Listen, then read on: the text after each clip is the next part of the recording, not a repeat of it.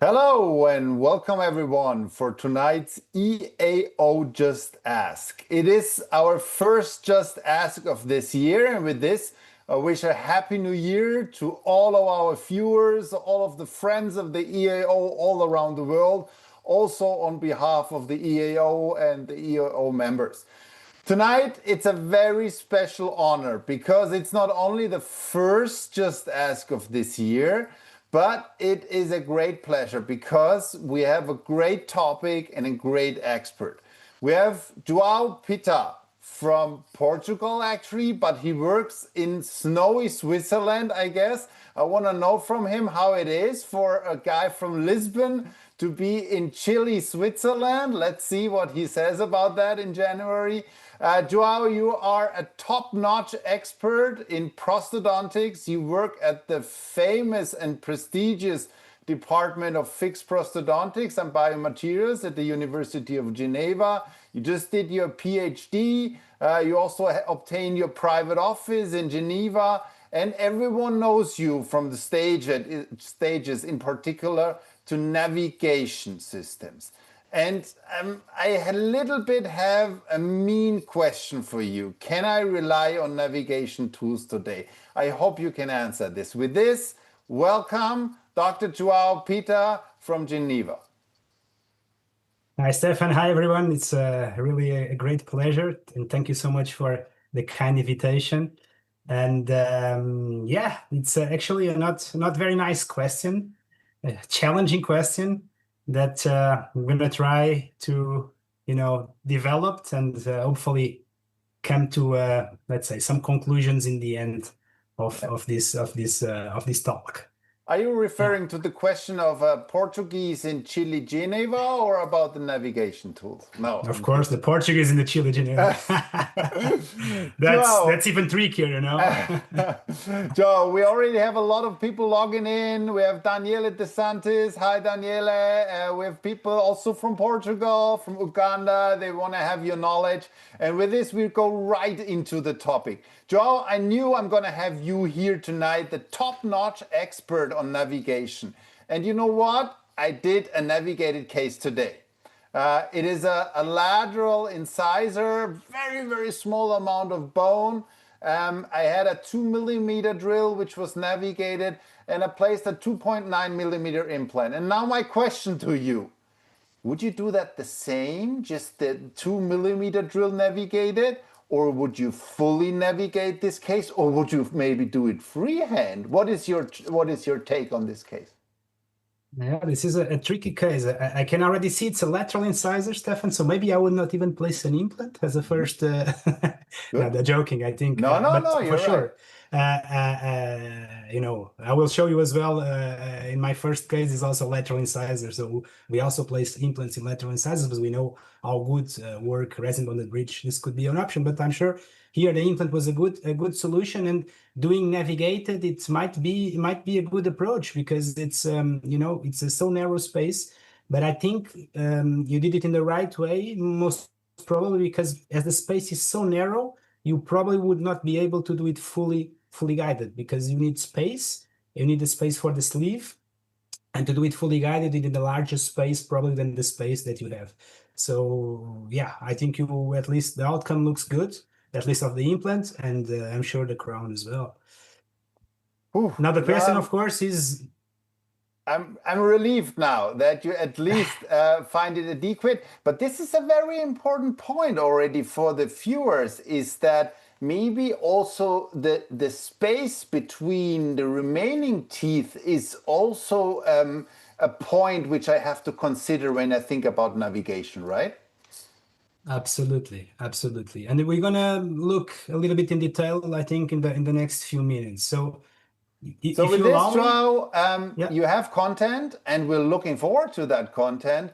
You prepared some slides, and as it is a little bit the tradition of this Just Ask, it's called Just Ask. So I will allow me to just ask, and all of the viewers are also allowed to type in a question in the chat, and I will immediately hand it over to João. João also says it's not a problem for him to be interrupted during the presentation. João, we're looking forward to your presentation. Thank you, Stefan. So the question is, already the main question. So I hope the next questions will be a little bit softer and gentler than this one. But can I rely on navigation tools today? And we know, making a little bit the comparison to driving, we can drive freehand, and this was the only possibility we had in the past. But nowadays, with the technology, with the navigation systems that we have, everyone, I would say, is using it, or integrated in our cars, or even using our smartphones. So this is part of daily life, and the same applies in medicine, and the same applies in dentistry. In the past, we were planning, our implants in 2D images, printed panoramic X-rays. We were tracing structures. You see the teeth, the bone, even some anatomical structures as the nerve, and then we would take rulers, markers, and according to this, decide which implant we would gonna place. I'm sure, Stefan, we are young, maybe you are not from this time anymore, but this was a reality, definitely.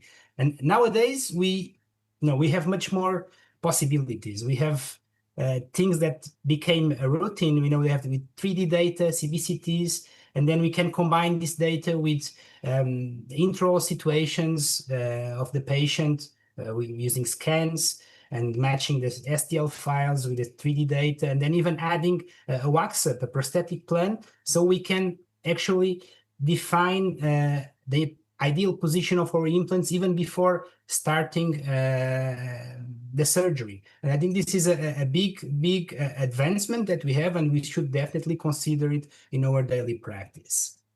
So, in order to clarify a little bit the way we can place our implants, of course we can still place our implants in a free hand way using no stent, just anatomical reference. And I must confess, I still do it using this in certain situations.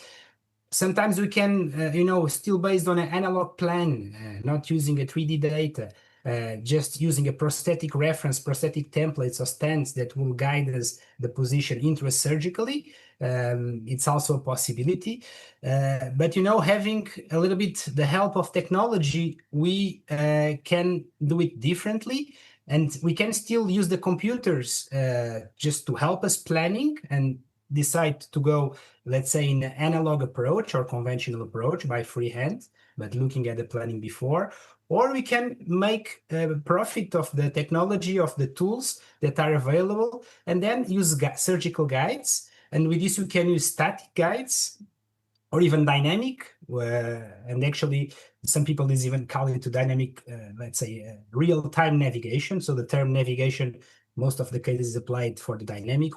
Today we're going to talk about, let's say, the full family of navigation, starting from static and then dynamic. And even in some cases, and now more and more available already in some countries, the robotic surgery is a possibility.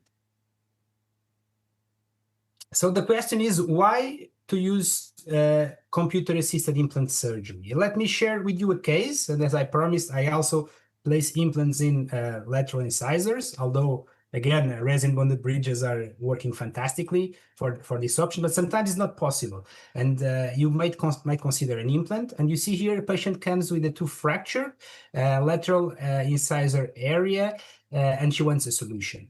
When you look at this X-ray 2D data, it looks, quite perfect case for an immediate approach. You see, you can extract, you have 3 kilometers of bone, you can place your 25 millimeter implant. I hope not, but it would be possible probably.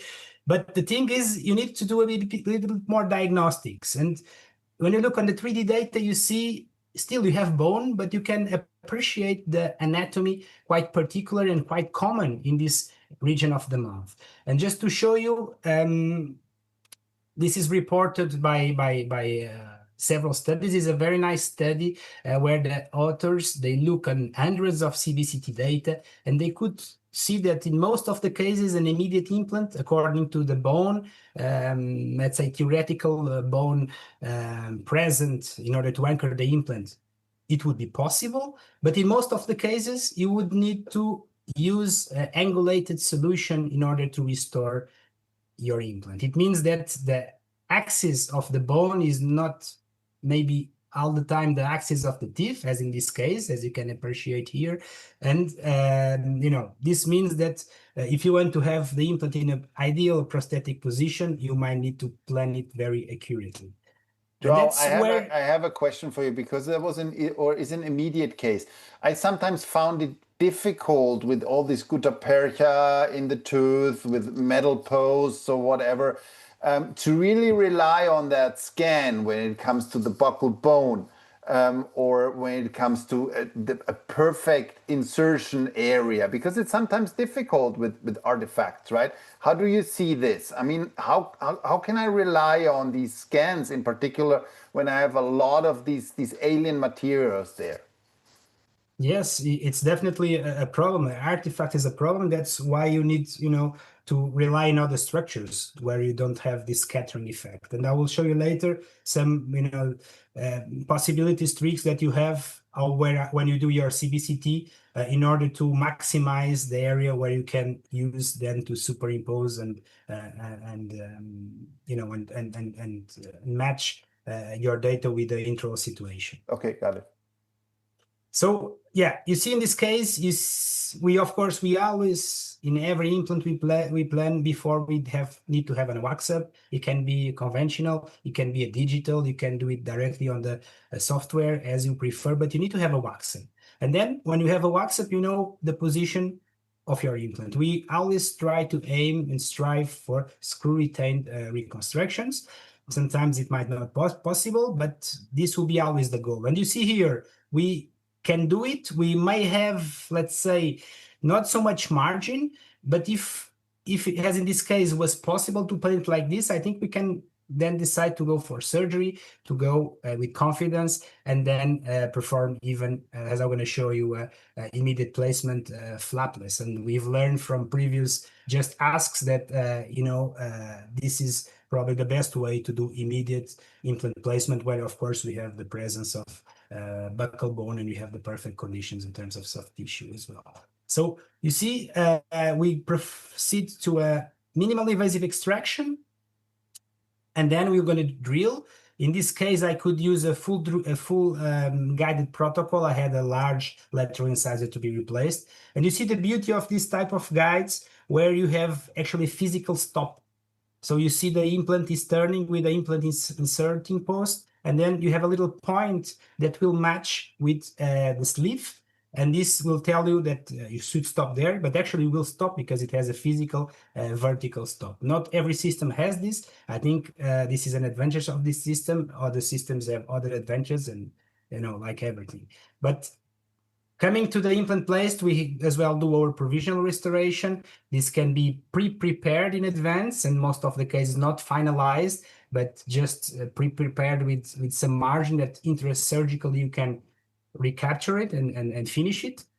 Or even if you do optical impression after surgery, you can have it made it for you more precisely even. Joao, can I go back to my question from the previous one?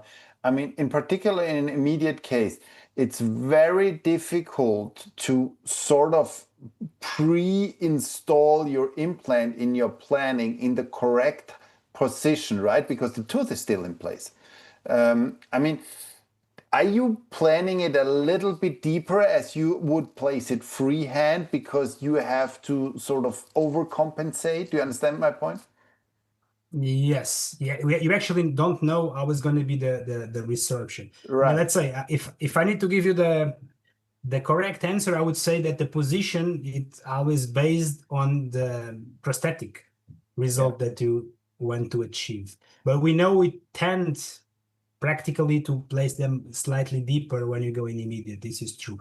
I think we should not compromise the position of the implant. So we know we have a little freeway space within this, let's say in terms of depth, the ideal depth will be 3.5 millimeters from the implant platform to the zenith of the crown. If we go to 4, let's say 4.5 maximum, I think we still can manage it, but we should not as well, place the implant so deep because we might be compromising the biology. And another question, Joao, sorry, but it's so interesting and it's so great content.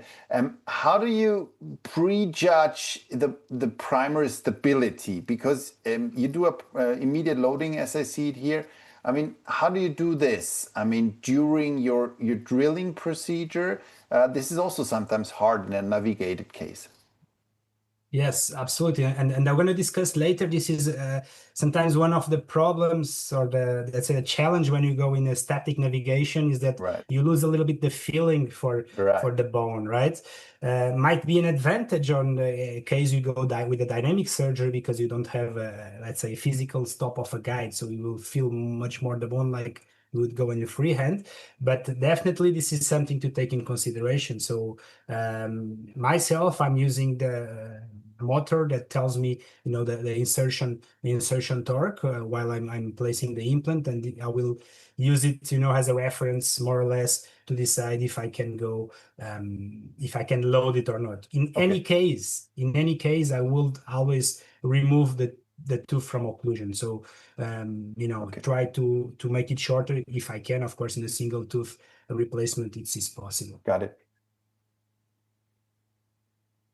So yeah, after the healing, we finalized the case with a zirconia crown on the type base. You see here the final X-ray, uh, also supported from a titanium base, and the follow-up. So, to make us first small step in an advantage of this navigation, mostly static navigation, but this applies as well to other navigation systems, we can.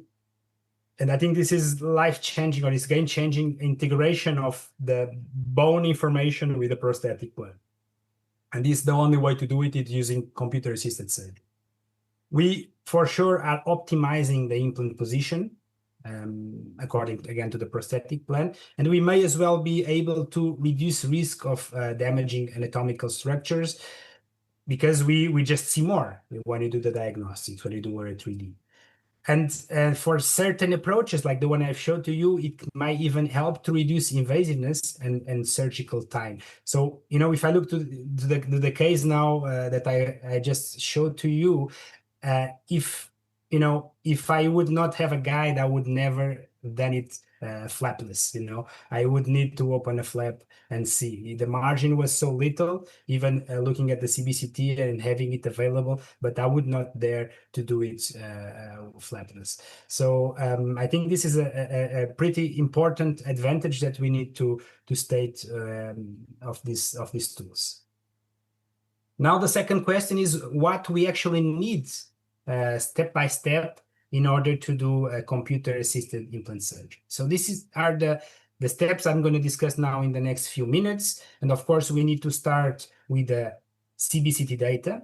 And I'm going to show you another case. Again, anterior area, potential immediate case, a little bit more complex because we don't have only one tooth, but we have now two teeth that need to be replaced. And you can see here, I will show the 2D X-ray. Patient came not only because of aesthetics, she was not happy, but the main issue is that she had as well, some discomfort. And you can see a periapical lesion on tooth number 11. You see caries as well on tooth number 11, and the periapical lesion on tooth number 21. So considering, let's say, the heavy restorations and the problems that these teeth had, we decided we gave them, let's say, very doubtful to bad prognosis, and we decided to replace them to give to the patient a solution. Now, the first question that applies, and even before deciding how I'm going to treat it, is CBCT indicated in this case?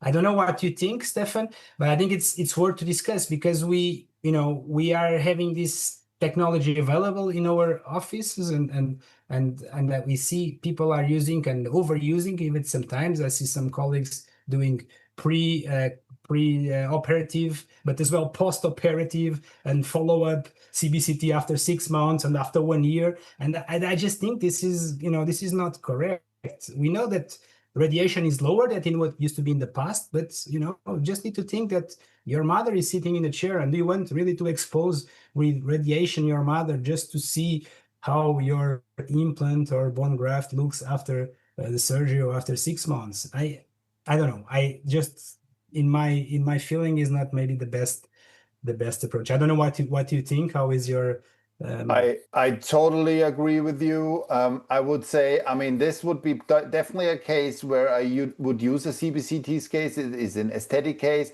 I need to rely on a perfect implant position. But I totally agree for post-operative controls or follow-up, I would be very doubtful. And also in slam dunk cases, I also would doubt it when it comes for implants.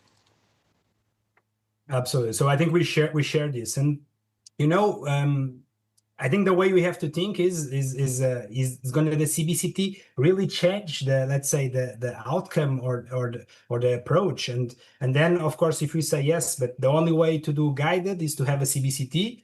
Okay, change the approach, but then we have to think after, is guided the only way to achieve to a, let's say, perfect outcome? And I mean, if you show me your case, I totally agree. I would do this diagnostic. We're talking about anterior area. The case I've showed, and this case I'm showing you now, the same. But if you think on a single tooth replacement in the posterior, in clinically you see a large bone. I mean, you know, it's not needed. I think we all agree. So. Agreed. Let's be patient and indication oriented. It's very important. But definitely, if we talk, and you said very correctly, anterior area complex case, there is indication to do it, and we should do it. It's good practice here to do it. Next question is how to do it. You can do it in a way that we're going to just look at it and have it for diagnostics. But if you do it, I mean, do it in a way that you may even use it for guided for navigation. I think this is as well very important. And there is things that you need to do in the preparation of your CBCT if you want to maximize and potentialize the data that you can use. And I think one important thing, and coming to your question in the beginning, when you have artifacts, we have less structure to use in order to match the data. Of course, if you have natural teeth, it's very easy. When you start having restorations, it becomes more difficult. So we can use all the structures. Palate, for example, is a great structure to use for matching. It's a hard tissue that we can see in the CBCT, and we can use it for matching. And as well, when you see and in this image, you see as well the space that you have between. Now you see that there was a separation between lip and depth of the vestibule. And this is very important. I always place cotton rolls between the lips and the area of interest. Not only because I maximize area for eventual superimposition, but as well that it gives me some information. It gives me information of thickness of soft tissue. In this case, we can even see the thickness of the bone, what is not always the case.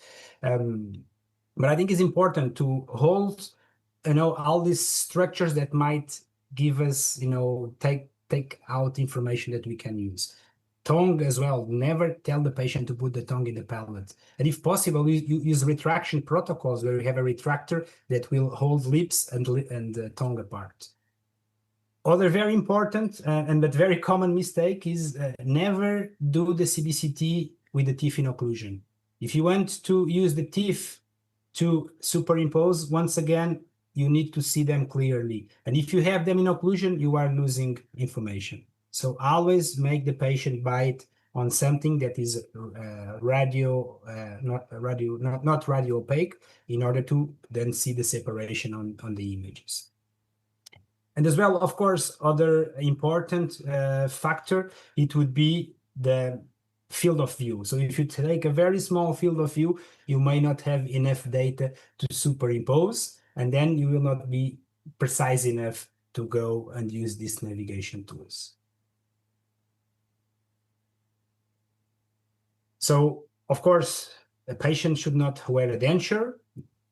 The patient and if possible, you should retract all the possible structures that may not help to do the superimposition.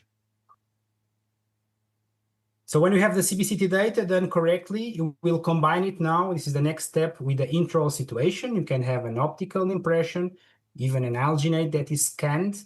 You can have a wax up that can be conventional or digital. And you see, nowadays we are doing a lot digital. We even use now facial scanners. We use them a lot for communication with the lab.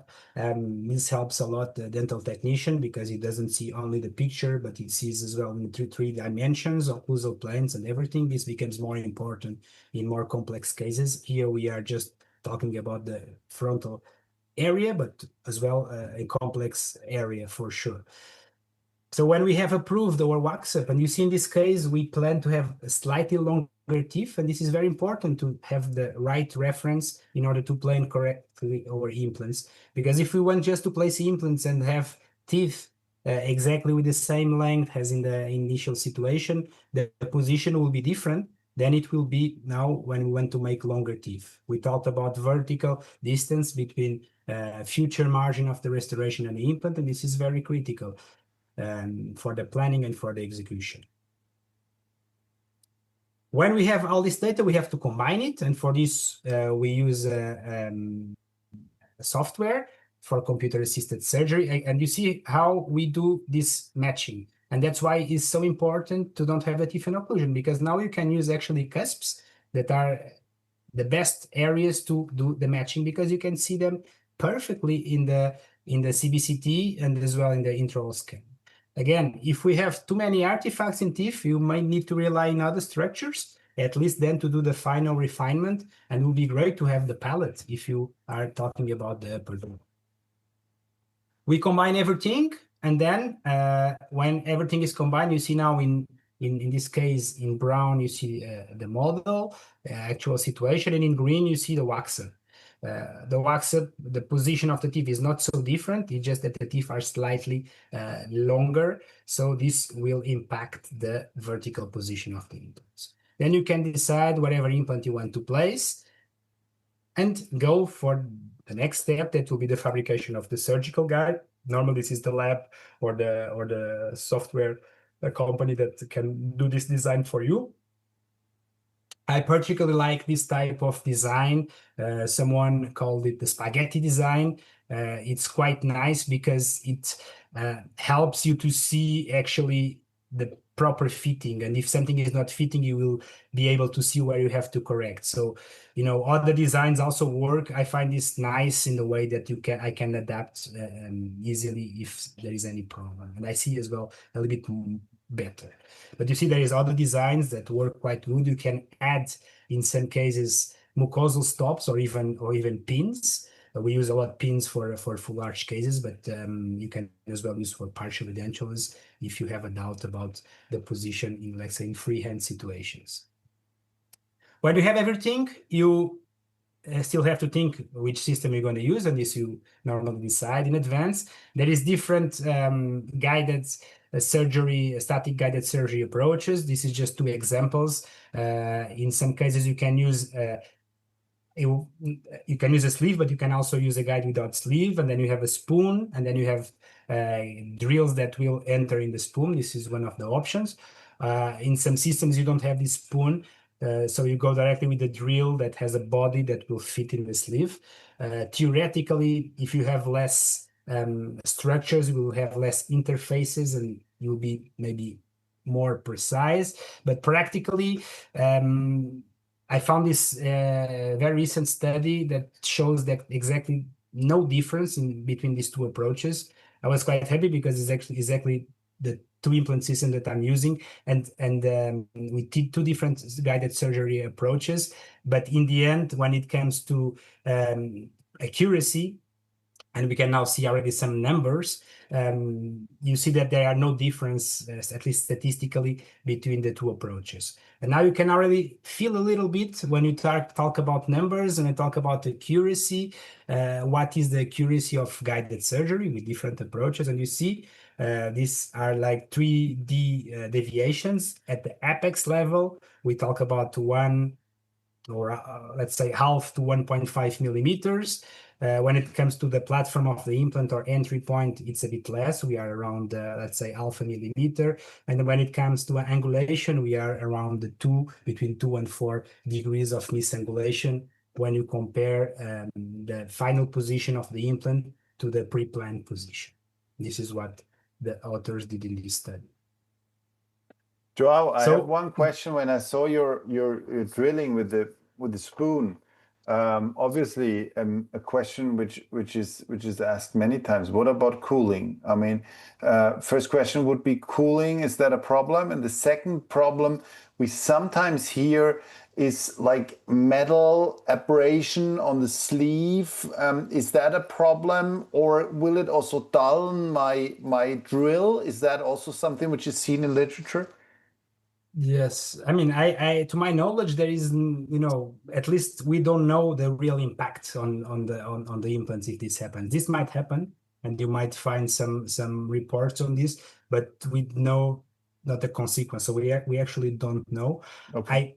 I personally like the spoon, and in this implant system they just came with a system similar to the one in the right, Right. without spoon. But I personally like the spoon, just from the fact that gives me more flexibility on the Yeah. planning in terms of depth. While when you go with these drill bodies, you don't have so much, flexibility in terms of depth on the pre-planning phase. Yeah. Okay. So yeah, the What about consequence of cooling? this. What about cooling? Water cooling? Yeah, theoretically, it may have a structure in between that may reduce it. That's true. I try to drill, lower speeds, Mm. and do not read so much the bone in order Are to you actually doing compensate that, what you this. showed in that diagram, that you cool also from the side? I saw that in that diagram which you showed. Yeah, if I'm drilling without water, I have the assistant drilling, showering, let's say, the drill from the side with I got it. the saline Mhm. solution. Okay. Yes, but you have to go really low speed. But Okay. I find it as well a great way to collect bone. You go really Right. slow speed, you irrigate manually, and then you collect bony chips. So Okay. it's a way to do. You have to go with slower, of course, in your Yeah. drilling. So in this case, we extract the teeth. We try to keep, if possible, flapless approach. If we have the indications, of course. You see the spoon. You see the drill going through the spoon. You see that in this case, I use these plastic PIC sleeves. You can use as well the metal sleeves. I have quite good experience with these PIC sleeves. So for the moment, these are the ones I'm using with this system. And then if possible, we place your implant directly guided. But sometimes it might not be, the solution. We're gonna discuss a little bit later.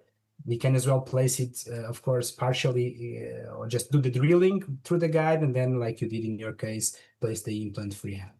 Mm-hmm.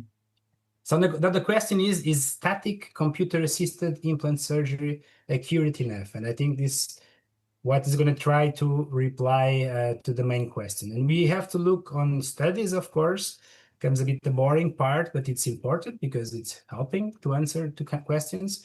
And this is a nice systematic review where the authors compare deviations of implants from the planning to the final outcome of several studies, and they even subdivide the different approaches. So you see how it works for freehand, how it works with when you only use a guide for the pilot drill, or if you do more drilling, what you call partial guided, and then so we do the wall drilling with the guide, and then you place the implant freehand, or if you do everything guided, including the implant placement. And what you see, and this is just for cases where you have, let's say, dental support, because this is different, of course. What we see is that if you place the implant fully guided, we are reducing the deviations. So we are becoming more accurate. It's somehow logic, So less freehand we do, more accurate we became. And this is as well shown for immediate cases. This is another systematic review from this year that shows that in immediate cases, the static computer-assisted surgery is decreasing deviations where compared to freehand approach. So, as I said, in some cases, we might need still to go partially guided. I like to use this approach when we have transcrestal Summers sinus lift, where you see I tend to plan my implants very shallow, just until the cortical, so I can drill until there, and then I start my osteotomy. I still use the guide to direct it, but of course it's not fully guided. It's not fitting perfectly, but it will help me, and then I will place my implants, and somehow helps me with the prosthetic position. Another indication might be this case where you see where I plan here 2 implants with a distal extension here to avoid the sinus lift in the, let's say, 3rd premolar or 6th position. And you see that I can place 1 sleeve for a fully guided placement, but not 2, because there is no space for the 2. So in this case, I decide to use just let's say, a small sleeve that will allow me to do a pilot or a partial drilling, and then I will do the implant placement freehand of the second implants.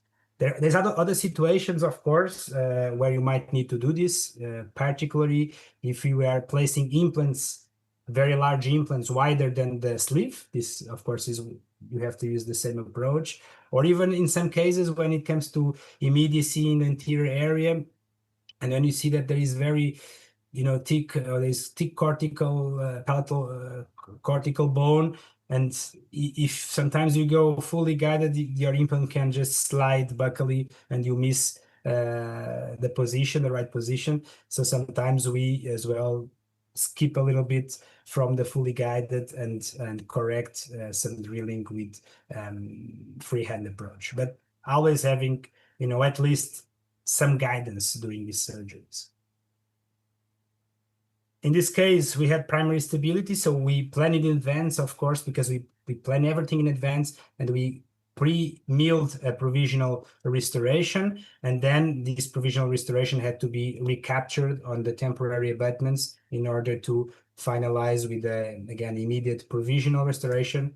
That is then, of course, after rebasing is polished and placed in intraorally. This is the patient just after the surgery, and here 10 days after. So, of course, next question would be... João, can I have a quick question? We sometimes see that on Instagram or whatever. They already prepare the final provision and they just cement it after the planning. Let's be honest. Is that really possible?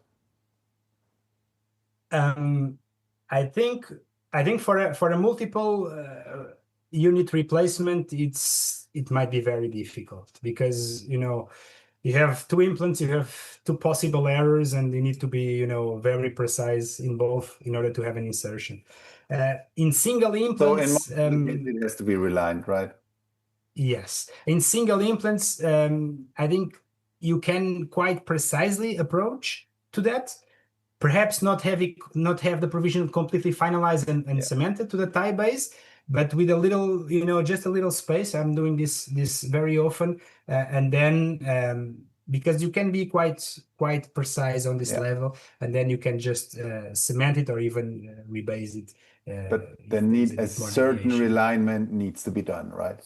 Yes, at least the cement. Yeah, you need. So I always ask the lab to open a little bit more, I have a little bit of free margin. Yeah, good to statement. Compensate. Yeah.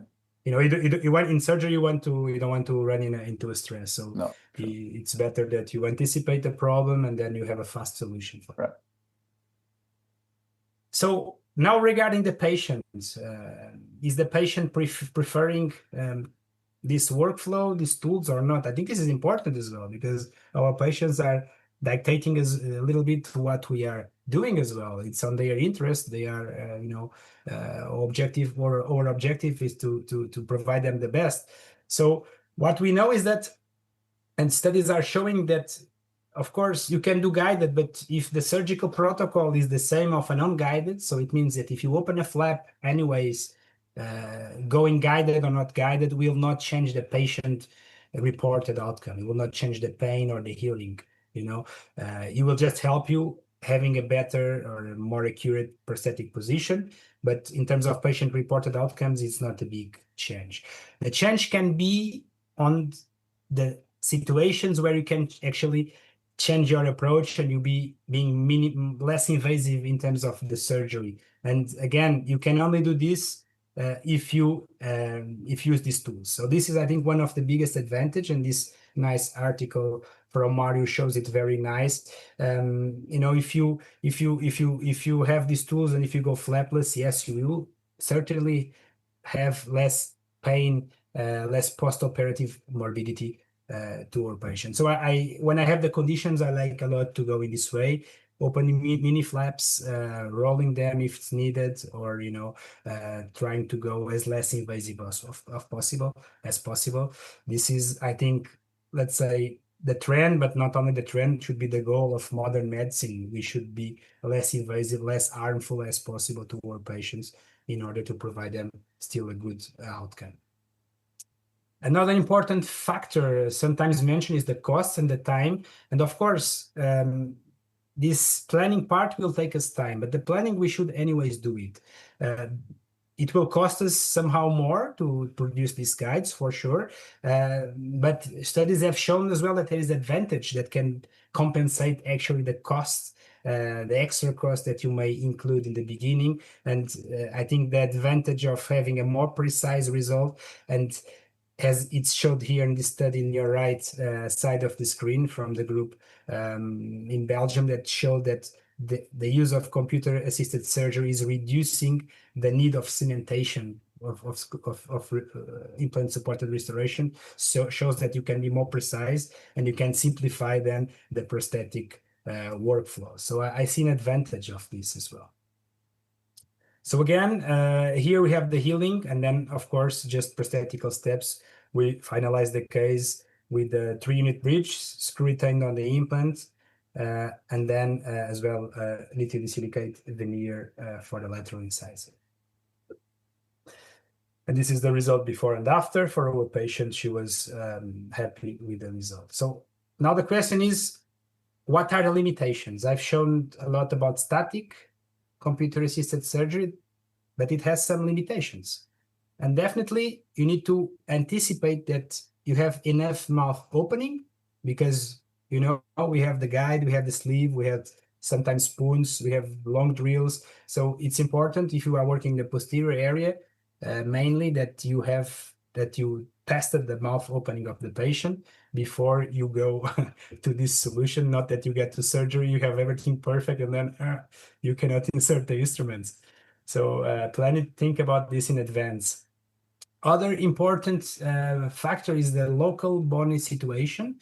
And you see, like in this example, you have a knife edge, very cortical bone. And you have to think now, if you go with the guy just on the exact perfect position, probably your drill will just slide out of the bone. It will be very difficult to get to this position. So you might need to have a different entry position in this bone in order to overpass this cortical and then find your correct, let's say, axe of your implant. And this might be one potential advantage here for a dynamic navigated surgery, where you can actually, start with a different axe entry point and then recorrect it later on when you are drilling for the bed preparation, the implant bed preparation. We talked about costs. Planning time is increased. And of course, as in everything we do, there is a learning curve. There is a experience that is needed, but this applies for everything. If you do freehand, is the same. If you do dynamic, is the same as well. So now, could dynamic or even robotic be an alternative? This is the next question. I share with you here a case that was done by our colleagues here in the university, where they have two implants that were, blended again in a small gap. Potentially difficult to do a fully guided approach. You might not have enough space for the two sleeves, but dynamic would be here, interesting solution, and is what they've done. And you see here how it works. You have actually a screen where you see a target, and you have to point the drill in order to be on the exact ideal position while drilling and while placing the implant. You still need some reference. You need to calibrate drills in every every time you change a drill. You need to have a very precise planning as well, but you have an advantage that you don't have a guide directly on your field of view, but you see directly, you have better irrigation, definitely, in this case. And then you can as well be more flexible when you are starting your drilling and your implant bed preparation.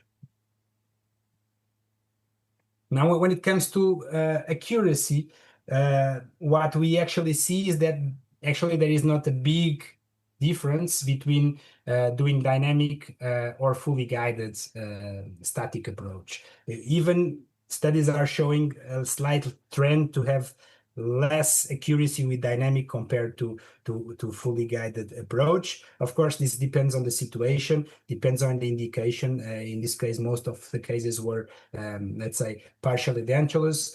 Situation might change a little bit if you go to the fully edentulous, where, let's say, stabilization of guides becomes a little bit more challenging. But, this is what numbers are showing. They work approximately more or less with the same deviations. In this case, there was only a statistical difference when it comes to the implant, let's say, head platform position that was less accurate for dynamic surgery. When it comes to robotics, story is different. There we can start being a little bit more precise. You see the level of accuracy in terms of deviations is under 1 millimeter. Angular deviation is under 2 degrees of angular deviation. So this is quite promising, of course.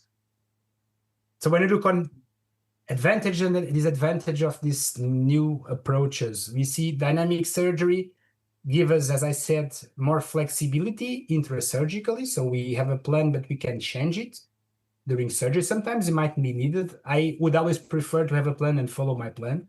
So I'm still happy with static. And if I need sometimes to change, I think it's good still to be able to do it freehand. But if you have a dynamic, you have a little bit more options. It increases visibility. A very important thing is that it improves tactile sensation of the bone, because actually you are drilling like a freehand. Okay.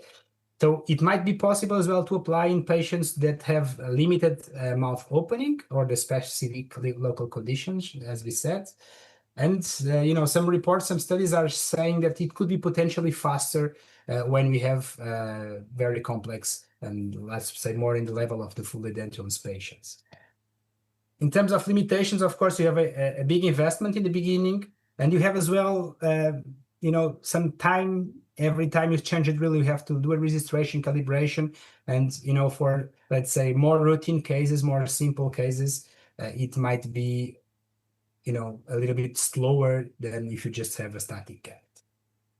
And I think comparing now to static and what I have showed to you in the previous slide is actually not better in terms of accuracy as a static. So it's pretty much equivalent. So now it's up to you to decide if you want to do this investment and have it or not. When it comes to robotic, yes, there we have much higher, let's say, higher accuracy.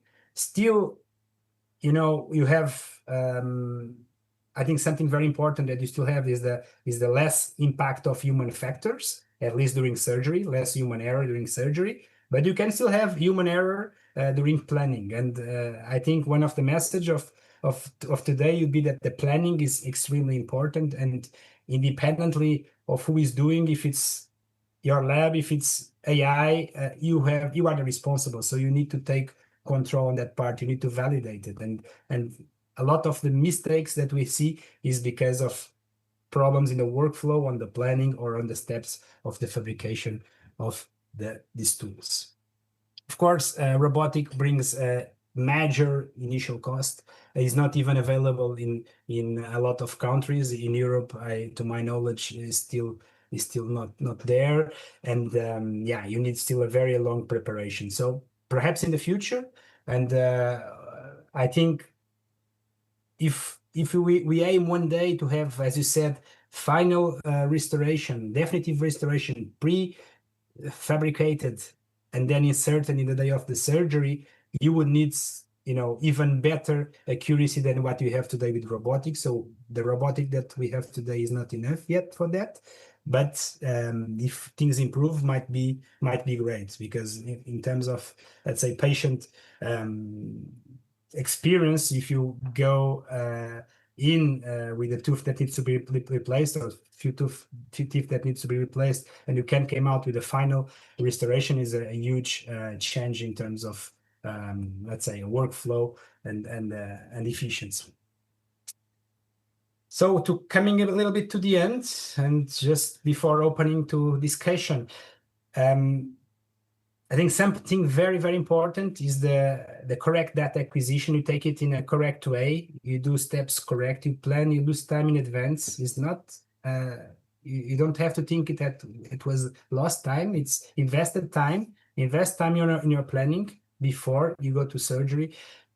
If you use these tools, you definitely are more accurate than if you are not using them. So consider them.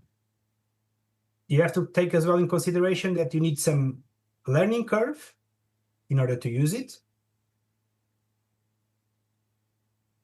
But you need to think as well that maybe it's not the best option for every cases, because there are some cases where it's actually not needed. So you are just spending time, more than a time, you are investing costs, investing money in some situations where it might not be needed. And of course, I go to single tooth replacement in the posterior area, where you have enough information of the bone and no need for, a millimeter precision. And of course, as last point, you have to acknowledge that tools are not perfect. They have limitations. So in the end, you need some clinical judgment. You need to have flexibility during surgery, and you need to consider it as well when you are getting trained. I think it's great to learn with these tools, and we discuss a lot this here in the university, but it's critical to be able to as well remove the guide and finish your surgery without it if it's needed. Sometimes guides are not fitting. Sometimes guides break during the surgery. And then what do? You send your patient home. No, you need to finish it, and you need to be able to do it. So I think it's, in implant dentistry, training is mandatory. I think if you are thinking to start placing implants, look for good training. And if you use these tools as well, you need to, be able to use them, but also do it without. So with this, I think we can open the apero, right, Stefan? Yeah, let's definitely open the apero. I definitely need one, Joao. That was amazing. That was a great presentation. I loved it. I learned so much. And also the people in the chat, they applaud you. Joao, fantastic. Thank you from my side, but also from the EAO. And I think a very, very good statement was at the very end. I mean, don't rely too much on that stuff, because you could maybe need to finish it also without it. It could break, whatever, it couldn't fit. And I think this is a very, very great point you have. Joao, we have some questions from the chat. Some of them I handed over to you already during the presentation. There's one question which I really like, and it's also a little bit the question that I would like to ask you is, I mean, we sometimes use these navigation tools in borderline cases. For example, the nerve is very near. For example, I want to place a short implant, whatever. And now I always have a little bit the problem. I mean, to what extent can I nearen the anatomical landmark? You get my point? I mean, do I need to be 2 millimeters away, or what would you recommend? Or coming back to my initial case, I mean, how can I plan that? Can I really rely on that it gives me the implant right in the middle there? What would you say? What is my security line which I need to refer to? Yeah, it's a great question. And, if you look on studies, you will always find this 2 millimeters margin security. Yeah. I don't know. I mean, I think 2 is the magical number in dentistry. You can 1.5 to 2. Dennis Tarnow said, if you don't know the answer in exam, say 1.5 to 2 millimeters. Always exactly. Correct. Exactly. So, I mean, yes, but I think, in borderline cases, I will always, double check, and I will try to be using an hybrid approach where I have my guide, but I will check. I will maybe make a control X-ray. You know, in your case, I would for sure start the drilling, but then make an X-ray and check it. You know, so you have to be careful there. You know, you cannot just fully rely blindness. You have to carefully rely. And then, of course, it all depends on the different steps of the workflow I have showed to you. And there is situations where you can be quite precise. Your match was perfect. There is all the teeth that you can use to match. No artifacts. You are quite sure of the position. Yeah, I mean, you will not get to a 1.52 millimeter deviation, most probably. You know, these are average values. But you know, if you have freehand situations, not so good matching, I would be careful. I would be careful, and I would make some control stops during surgery in order to be careful. And I would definitely plan some margins. I think the 2 millimeter, 1.52 millimeter is a smart number to keep in the head for borderline cases, definitely. Yeah. And that's a favorite mark of all restorative dentists, I guess. João, that was amazing. I already handed a lot of questions during the speech because we are a little at the end of our time already with this, and I would actually like to emphasize the point again. Education is very important. And the EAO offers education. I mean, we give you a wide variety of education. So look at our webpage, look at our homepage. Also, João has done several lectures and is integrated in courses. So have a look at it, be educated. Stay alert to what we do. Come back to our Just Asks every month. I think you can learn a lot. Already João told me that he already listened to some of them and looked at some of them, so which is great. Most of them. Oh, great. I love to hear that. With this, people applaud you in the chat. We're already at the end. João, with this, I would like to send greetings to Geneva, to Switzerland. I hope for better weather for the Portuguese guy to enjoy a little bit more the sunshine. With this, thank you very much on behalf of the EAO and also the EAO board. It was fantastic. We loved it. See the whole community in one month here at the YouTube channel. With this, ciao, thank you, and good night. Ciao. Thank you, Stefan. Thank you, everyone.